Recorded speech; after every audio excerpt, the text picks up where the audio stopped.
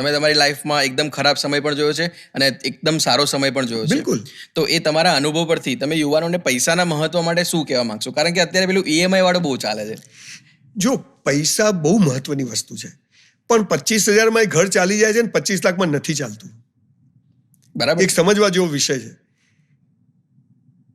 મુકેશભાઈ અંબાણી છે ને કઢીમાં દહીં જ નાખે છે અને ચણાનો લોટ જ નાખે છે, હોનું નથી નાખતા. પૈસા એ નંબર છે.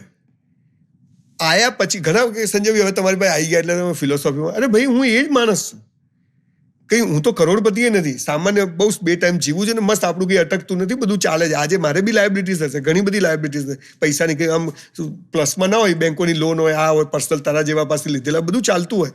પણ પૈસા એ માણસને બેઝિક નેસેસિટી છે. એ પછી જે માણસો એમ કે પૈસો તો જોઈએ, એ બધા દુઃખી થવાય. પૈસો બાય પ્રોડક્ટ છે. તમે બેસ્ટ કામ કરો એટલે પૈસો આવે છે.